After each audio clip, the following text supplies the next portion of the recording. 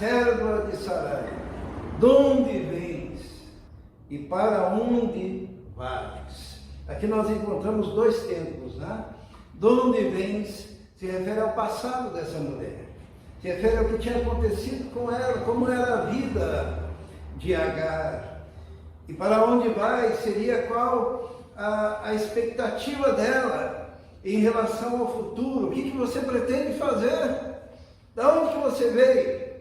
Para onde que você pretende ir? Aonde que você vai chegar? Eu creio que uma pergunta que é válida para as mulheres, né, que no caso foi feita a Agar, mas é válida para todas as pessoas, né?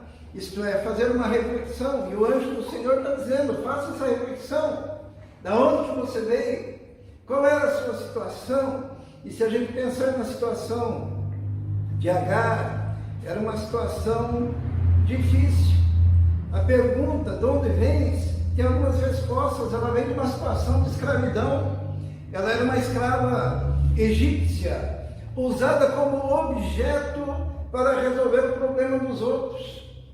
Sarai não podia ter filhos, ela pegou, toma aqui a minha escrava, para que possa resolver o meu problema. Hoje em dia se fala muito da mulher objetificada, não é isso? Isto é, se fala constantemente a mulher sendo colocada como objeto, e eu vejo nesse texto uma mulher objetificada.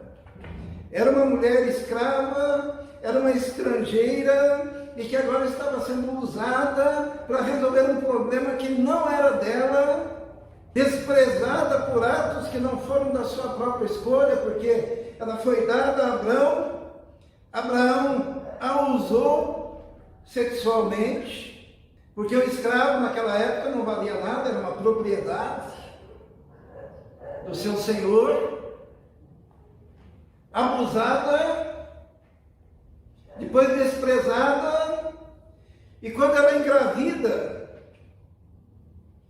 ela é tão achincalhada pela sua senhora, que seria Sarai, que ela grávida, sozinha, abusada, menosprezada, foge para o deserto. De onde vens? Vinha de uma situação de abuso, vinha de uma situação de dor, sofrimento. Eu consigo ver muitas mulheres aqui. No meu tempo de ministério, quantas pessoas abusadas, quantas mulheres que ficam aprisionadas dentro de um relacionamento por falta de recursos financeiros e a incapacidade de sair daquela situação de abuso e de escravidão. Sabe, falam muito mal de Agar. Na faculdade, esses tempos, alguém falou, não consigo entender Agar, aquela história, de como Deus permitiu aquilo. Nas mãos e na dependência dos outros, sem autodeterminação, sem poder tomar decisões, e a única coisa que lhe restava, eu imagino ela fugindo com aquele barrigão, ela estava grávida, ela vai então em fuga para o deserto, fugindo do amante, que era um amante obrigatório, né? Porque ela era escrava, era serva, fugindo da mulher, que era sua senhora, fugindo da sua própria situação, fugindo da aflição, sem ter a quem recorrer, diante de um deserto, sem perspectiva. Por isso que a pergunta do anjo é praticamente uma terapia para aquela mulher. De onde vens? Eu creio que é a pergunta que nós devemos fazer, e que as mulheres devem fazer, e que as mães devem fazer.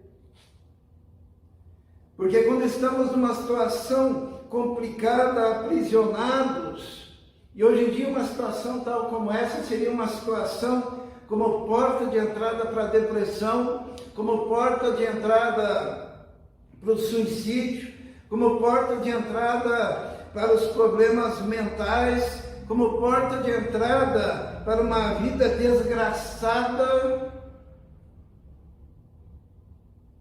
Agar se encontrava nessa situação.